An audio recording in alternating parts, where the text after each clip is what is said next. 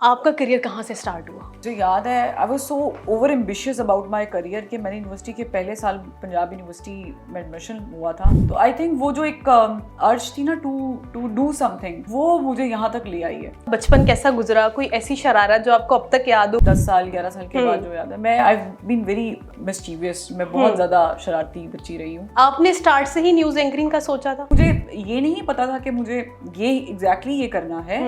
I wanted to be on television somehow, but मुझे ये हमेशा से था कि मुझे डॉक्यूमेंट्री बनानी है, डॉक्यूमेंटेरियन, यू नो, मुझे कुछ प्रोड्यूस करना है, स्टोरीज लोगों की। अगर आपको गोल क्लियर है ना, तो आप ये मत देखें कि ये शॉर्ट कट है तो मैं इससे निकल सकती हूँ। तो वो आपको वही पाथवे चूज करना चाहिए जो कि लॉन्ग लास्टिंग है। We are not stars, we come on TV to utter some facts. Resistance थी, बिल्कुल थी, क्योंकि फैमिली में हमारे यहाँ पे तो वैसे भी टैबू है कि खवातीन निकलेंगी बाहर और वो जॉब करेंगी। अच्छा, मुझे लगता है कभी नहीं सोचना चाहिए आपको। If your parents are with you, जो कि मेरे आई एम ग्लैड मुझे ऐसे माँ बाप मिले, आपको फर्क नहीं पड़ना चाहिए। आपकी कुछ दिन बाद शादी हो रही है। हाँ। कौन है वो खुशनसीब? क्या करते हैं? बहुत ही कुछ दिन रह गए हैं, मतलब बहुत ही ज्यादा कम दिन रह गए हैं। और आप ऑफिस बैठी हुई हैं? बिल्कुल ऑफिस बैठी हुई हूँ। अच्छा, कौन है वो? कौन है वो? कौन है वो?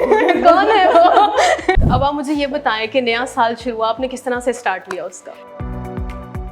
अस्सलामुअलैकुम वीवर्स, मुझे कहते हैं रिमशा शब्बीर। आप देख रहे हैं एक डिजिटल, और आज जो हमारे साथ पर्सनैलिटी मौजूद हैं, आज हम उनके बारे में बात करेंगे, उनके सफ़र के बारे में बात करेंगे, और कुछ ही दिनों बाद उनकी शादी भी होने जा रही है, उसके बारे में भी थोड़ी सी बातें करेंगे। हमारे साथ मौजूद हैं मिस फरवा वहीद। कैसी हैं आप? मैं ठीक हूँ रिमशा, आप सुनाएं कैसी हैं? मैं भी ठीक हूँ। सबसे पहले तो थैंक यू सो मच, आपने इतने कीमती वक्त में से आपने हमें टाइम दिया।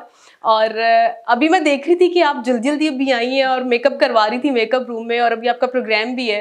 तो किस तरह से आप ये सारी चीज़ें मैनेज करती हैं? अभी आपने देखा होगा डीजी साहब प्रेस कॉन्फ्रेंस भी कर रहे थे, वहाँ पर भी लगे हुए थे। तो मैनेज तो खैर हो जाता है, क्योंकि काम ही ऐसा है, हम लोगों को हर चीज़ साथ साथ मैनेज करनी पड़ती है। टाइम्स आपको मल्टी टास्किंग जो है वो करनी पड़ती है। तो बस जल्दी जल्दी हमने सब कुछ किया ताकि हम आपको भी थोड़ा सा टाइम निकाल के दे थैंक यू सो मच। और फिर उसके बाद हम अपने काम पे भी लगे। अच्छा, मुझे ये बताइए कि आप का बचपन कैसा गुजरा? कोई ऐसी शरारत जो आपको अब तक याद हो, कोई वाक़या आपको अब तक याद हो? मेरा आई थिंक ये अम्मी अबू मेरे ज़्यादा बेहतर जवाब दे सकते हैं, बट टू मी जो बचपन जो मुझे याद है, लाइक बहुत छोटे होते तो नहीं, लेकिन जो यू नो आफ्टर 10 साल 11 साल के बाद जो याद है, मैं I have been very like mischievous, मैं बहुत ज़्यादा शरारती बच्ची रही हूँ। ओके। फॉर एग्जांपल, अगर हम लोग स्कूल जाते होते थे तो बस में सर्दियों के अंदर ना होता ये था कि ठंड के अंदर पहली बच्ची होती थी जिसको जो है वो बस वाले अंकल जो है वो पिक करते होते थे। अच्छा। और लास्ट होती थी। तो मुझे याद है I used to carry I am really sorry for feeling bad for those people, my apologies. तो मैं ठंडी पानी की बोतल रखती थी। तो मैं शरारतन जो भी गुजरा होता ना, मतलब बदतमीज वाली पर्सन शरारती थी। तो मैं ठंडा पानी जो है वो लोगों पे फेंकती होती थी। तो अक्सर शिकायतें भी आई हुई। फिर वो आपको याद होगा कि वो सिट्टा जो है, भुट्टा जिसे कहते हैं, सिट्टा कहते हैं, वो जब हम खरीदते हैं स्कूल के बाहर से, तो वो खरीदना, उसे खाने के बाद मैंने उसके 2 पीस करके रखने कि मैं मारूंगी लोग। अच्छा, फिर आप मारती थी? तो फिर आपके निशाने तो पक्के होंगे। पता नहीं, लगते तो थे लोगों को, क्योंकि बड़ी शिकायतें आई हुई है मेरी। अच्छा। और लोगों के घरों की बेल बजा के भाग जाए। आई एम श्योर ये मेरी जनरेशन की, आपकी जनरेशन मैंने भी ऐसा किया हुआ है। अच्छा, अभी आप, मैं ये देख रही थी, अभी आपने पानी मंगवाया है ऑफिस बॉय से, और आप पश्तो में बात कर रही थी। अच्छा, वो इसलिए बात कर रही थी, पश्तो समझ। नहीं, आप कहाँ से हैं? मेरे जो वालिद साहब का ताल्लुक है वो तो है कश्मीरी बट। ओके। और वालिदा मेरी जो है वो पुख्तून है। ओके। तो इसीलिए बस अम्मी की निस्बत से थोड़ी सी हम उनकी मादरी जबान में कहते हैं मदर टंग। तो वो मदर टंग जो है ना, वो थोड़ी बहुत बोल लेते हैं। आई विश कश्मीरी भी आती होती, लेकिन unfortunately my father doesn't speak, so I okay. अच्छा, मुझे बताएं, जो सब जानना चाहते हैं, हमारे व्यूवर्स भी जानना चाहते होंगे, और मेरी जैसे ही जिन्होंने अपना करियर अभी स्टार्ट किया है, आपका करियर कहाँ से स्टार्ट हुआ? मेरा करियर भी ऐसे ही स्टार्ट हुआ जैसे यूनिवर्सिटी से जब आप निकलते हैं। और मुझे याद है I was so over ambitious about my career कि मैंने यूनिवर्सिटी के पहले साल पंजाब यूनिवर्सिटी में एडमिशन हुआ था। आईसीएस, अब तो वो पूरा एक अलग स्कूल, पूरा स्कूल ऑफ कम्युनिकेशन बना दिया। उस वक्त एक ही डिपार्टमेंट होता था आईसीएस, बैक इन 2012 की बात बता रही हूँ। okay. तो मुझे I was so over ambitious कि मैं ना कहती थी कि मेरी बस पहले 6 महीनों में ही कहीं ना मैं अड़ जाऊँ, कुछ सीख लूँ, कुछ कर लूँ। तो आई थिंक वो जो एक अर्ज थी ना टू डू समथिंग, वो मुझे यहाँ तक ले आई है। ओके। अदरवाइज आपने स्टार्ट से ही न्यूज एंकरिंग का सोचा था? लेकिन कुछ बच्चे ऐसे होते हैं स्टडीज कर रहे थे लेकिन उन्हें पता नहीं होता हमने करना क्या है। अच्छा, मेरे साथ सीन ये था कि मेरी अम्मी की बड़ी ख्वाहिश थी, अब्बू की भी थी, लेकिन अम्मी की बहुत ज़्यादा ख्वाहिश थी कि मैं डॉक्टर बन जाऊँ। ओके। तो मुझे उस दिन से पता था जब मैंने प्री मेडिकल में एडमिशन लिया था कि आई would be a worst doctor on this planet earth. Okay. मैं लीस्ट इंटरेस्टेड हूँ, मैं पढ़ती नहीं हूँ उस तरह, मुझे पसंद नहीं है काटना पीटना ये वो। इवन जो वो लैब एक्सपेरिमेंट्स होते थे मैं बहुत लेजी होती थी, आता सब कुछ था मगर मैं जानबूझ के नहीं करती थी क्योंकि मुझे पसंद नहीं था। ओके। तो मुझे ये पता था कि ये तो मैंने करना नहीं है। अच्छा। तो जब मैंने जब फॉर सम रीजंस रह जाते हैं जैसे बच्चे, तो मैं भी रह गई। अच्छा। और मुझे फिर कहा गया उन्होंने प्राइवेटली जो है ना तुम्हें चाइना भेजेंगे। मैं वाकई चीन जा रही थी। अच्छा। तो मेरे अब्बू ने सारे इंतजाम करके रखे थे। तो मैंने एक दिन आई टॉक टू माई अम्मा, ऐसे अखबार घर में आते थे तो, और मुझे शौक था ये BBC CNN देखने का। उस वक्त जो कुछ प्राइवेट चैनल्स थे मैं देखती थी, मिमिक करती थी कैसे पढ़ते हैं खबरें। ये नहीं पता था कि जर्नलिज्म में जाना है।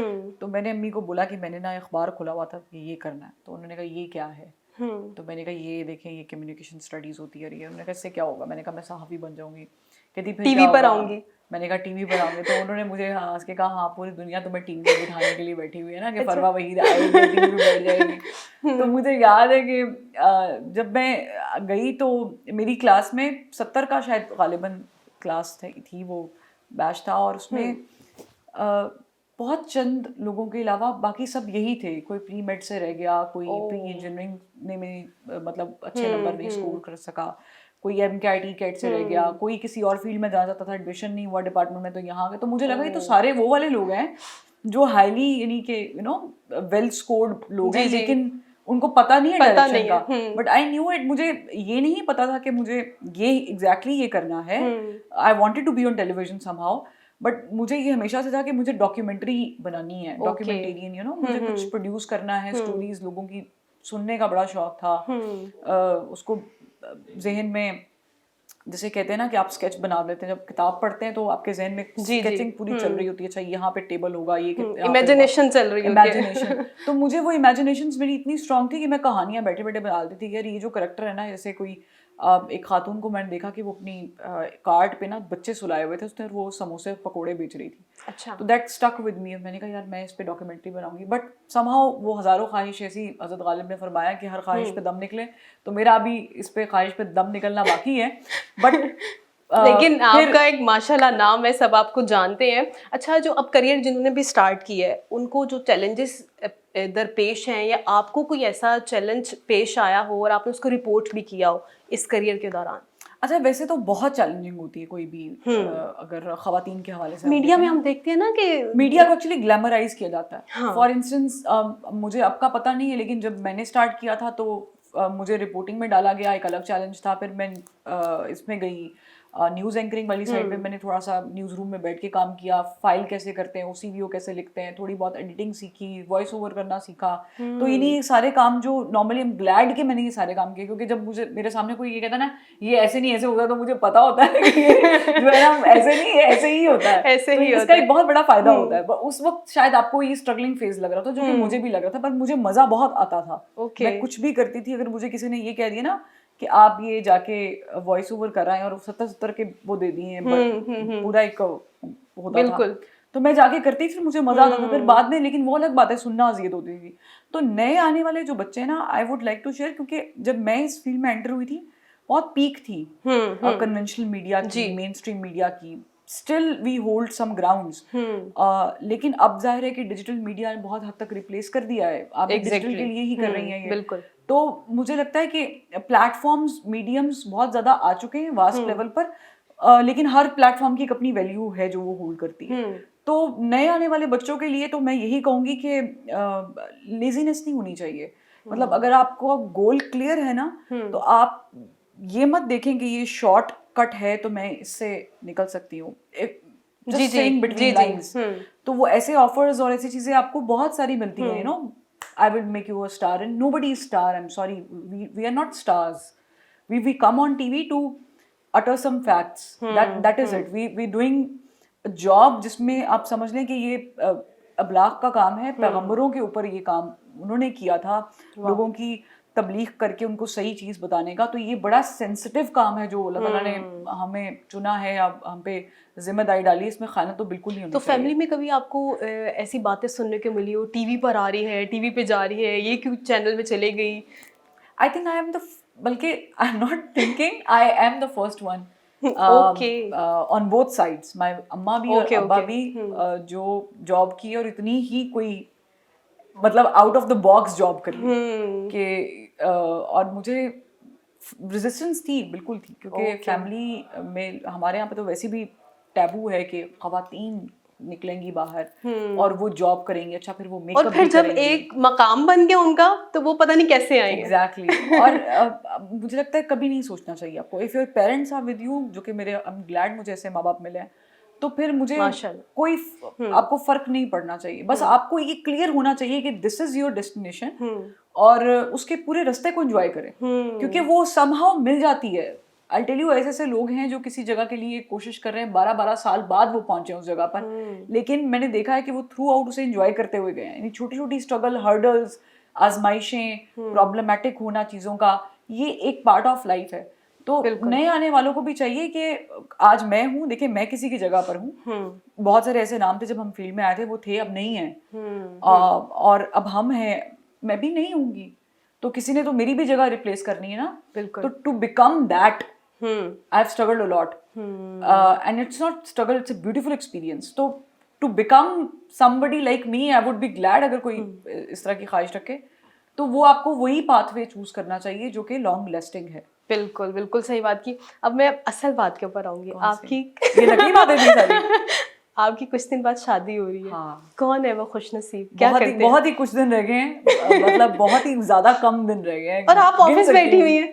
बिल्कुल ऑफिस बैठी हुई हूँ क्योंकि मुझे लगता है कि हमें तो कोई और काम भी नहीं आता और मैं बिल्कुल I am very odd and even कि मैं जो हूँ ना, मुझे बिल्कुल लड़कियों वाले काम नहीं आते हैं। अच्छा।